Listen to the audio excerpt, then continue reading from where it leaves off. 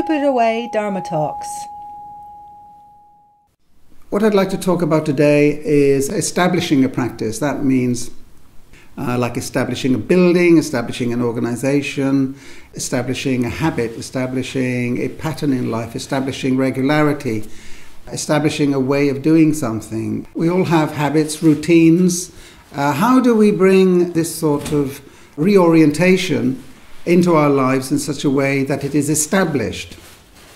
If you think about that word, to establish, it's got the word stable in it, establish, right, connected with Italian or Latin stabilire, to stabilize, to be stable. So we can't really make a lot of progress, we can't deepen our understanding if we are not establishing a practice. Now, we live in a society which some sociologists call postmodern or even post-postmodern, which means that everything is dancing on the surface, shifting about in different patterns. Of course, we see that in our consumerism, we see it in the range of entertainments available, but we also see the downside of it in the breakdown of families and communities. We also see it in the breakdown of certain values. It's very difficult to make commitments. In other words, it's very difficult to establish anything for one reason or another. We value freedom of choice, but we don't see that the downside of freedom of choice is that there's very little stability, there's very little support for us sometimes when we need it, especially if we're living alone. There's very little support for people at the end of their lives because their families have evaporated.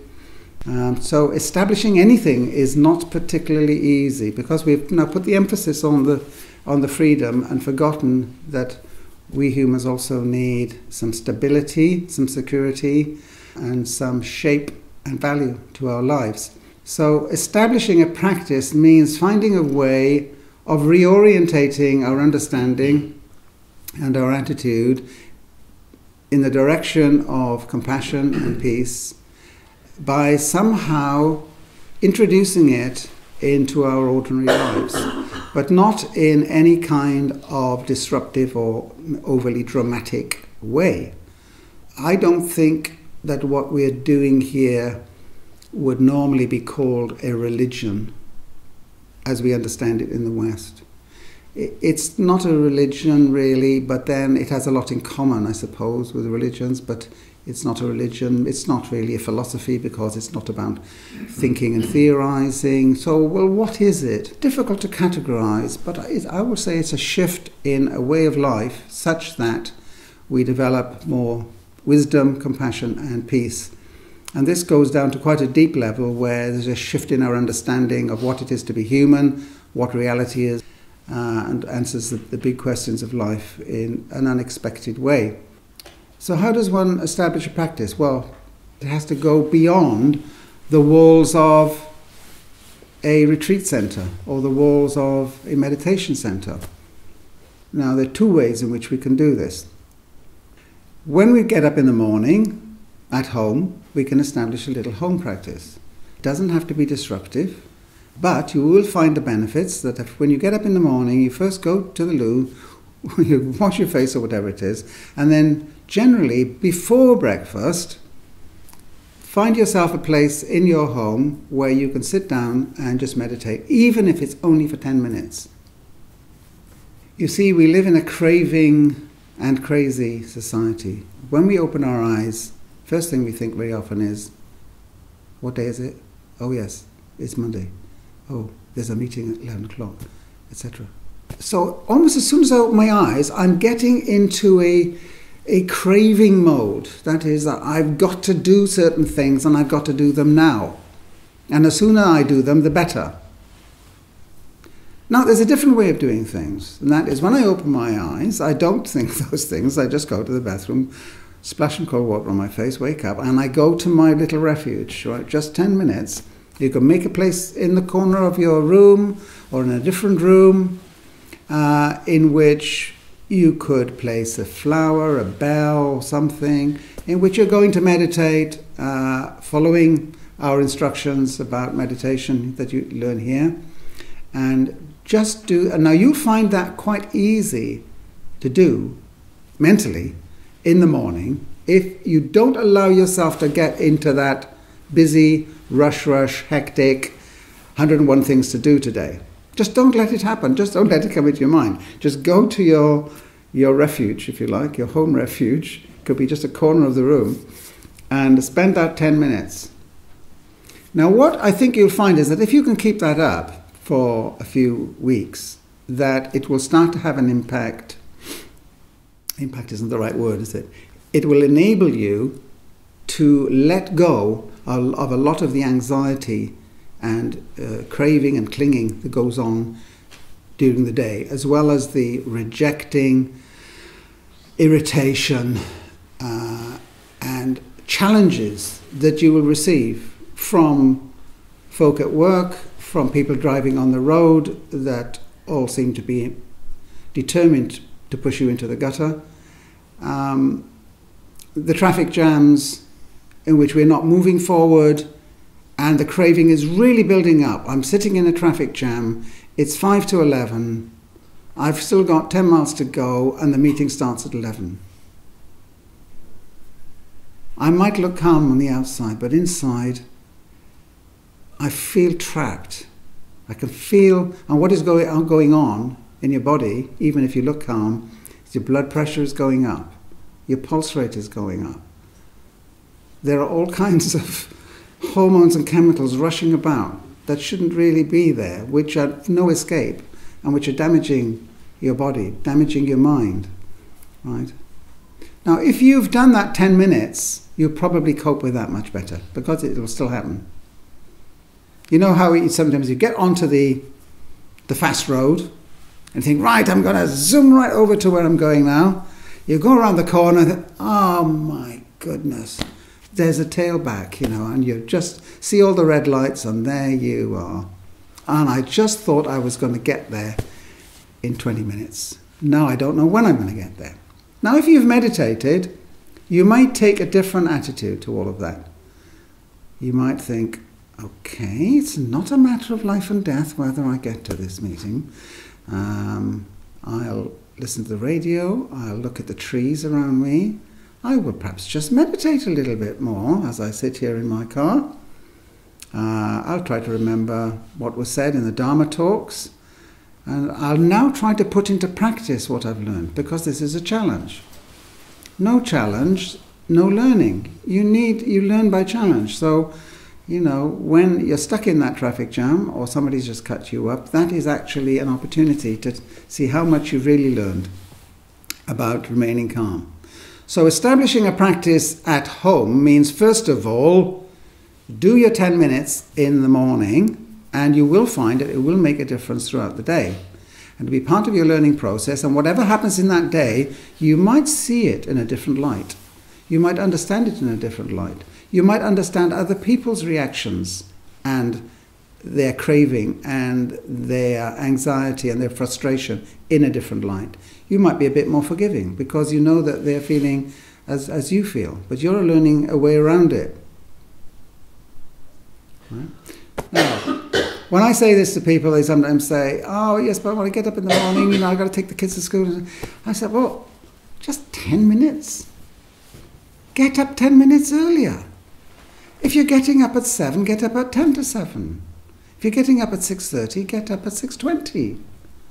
It's worth it, because those 10 minutes of meditating in your refuge will pay huge dividends, worth a lot more than the loss of having got up from the bed 10 minutes earlier. It's the same with coming here. Oh, sorry, I'm late. It's because of blah, blah, blah, blah. Same thing every week. And I said, well, why don't you just leave 5 minutes earlier? It's a simple solution, isn't it? Sometimes we seem to miss very simple solutions to things. In reality, I don't think there is anything that prevents us having 10 minutes of meditation in the morning. Not really.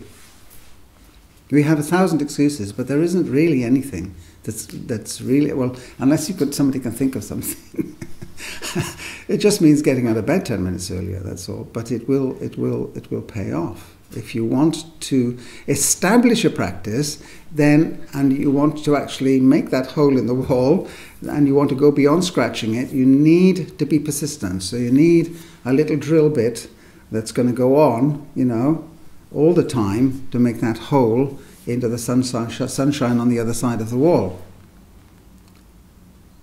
So, 10 minutes every morning, that's establishing a practice. Now, I said there were two things. The other thing is that wherever you are, whatever you're doing, you can be mindful. So the morning session is like a little bit of concentration. Get your mind concentrated. The rest of the day, whatever you're doing, you can be mindful. That is, you can become self-aware of what is arising in you in terms of your states of mind. I know that I'm feeling frustrated. I know that I'm getting irritated. I know that I'm starting to feel angry. I know that I'd rather be somewhere else than here. I know that this person that's coming through the door is going to push all the wrong buttons again. So instead of saying, I don't like that person, I hate that person, I'm going to keep away from that person, right? Which probably not such a bad idea to keep away from them. But on the other hand, if you're working with them, an alternative, instead of focusing on them and trying to push them out or push them away or be irritated or show passive aggression, which we do a lot of, we can turn our minds inwards, just close our eyes a minute and say, look, I am the one that is feeling this. So I'm responsible for this feeling, and I'm honest about what I'm feeling. And you'll find that just identifying it and watching it, it will start to subdue. And you might find that you start to understand this irritating person also, why they are behaving in the way they are as well, and actually feel some compassion for them. I mentioned passive aggression, which is an interesting thing because we live in large organizations where it is not really very acceptable to be angry or to insult people. There are organizations which it seems to be perfectly acceptable, but on the whole, it's not very acceptable. So what do? It's called passive aggression. That is, we do things which obstruct. For example, obstruct what others are doing without looking as though we're angry. And in such a way that if somebody says, why are you doing that? You've got a defense. So, I don't like you. You've asked me to put some stuff into the photocopying machine. So I don't want to do that, but I'll take it off you, and then I'll take my time getting to the photocopying machine. Then I'll probably push the wrong button. And then I'll drop all the papers on the floor when they come out. You see, this is passive aggression. Because the moment that person says, why are you so clumsy? Why are you dropping? Then you can say, don't be so touchy. I'm just doing my best. The fact is, secretly, you are actually being aggressive, but in such a way that it's concealed. It's not productive. It doesn't help. There are other strategies which involve mainly mindfulness, and that is learning to look into yourself and be honest about what is going on within yourself. At first, it doesn't seem to make a difference, but over a long term, it does make a big difference. Because what you discover in yourself is not necessarily very pleasant. And the things that you hate most in other people, you will find in yourself. And that is an important lesson. That what you hate most in other people, you will discover in yourself. So when you see other people behaving badly, you can't be so hard on them. You'll say, oh, I recognize that. I've behaved like that myself. Not so easy to admit, is it? But it's true. Because we're all much more alike than we are different. So that's another way of establishing a practice, is that in work, sitting at your desk, times when you're challenged by anything that's going on, sitting on the tube train, driving to work, you can always just have a mindful moment. Sometimes in response to something that's happening, or sometimes just because, oh, why don't I just be mindful now?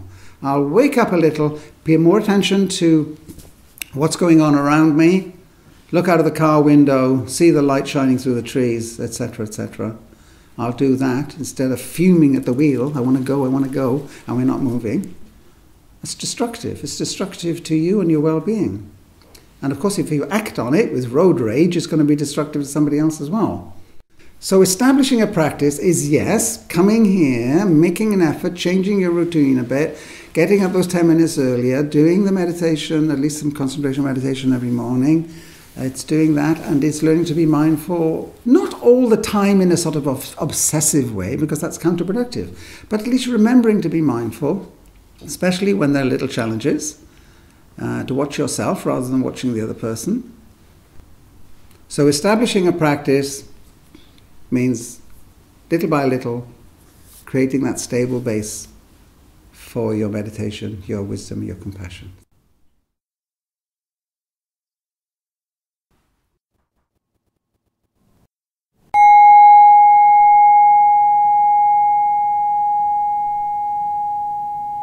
New Buddha Way approaches meditation as a way of life, letting go of East and West, past and future, and starting afresh here and now. To find out more, visit www.newbuddhaway.org.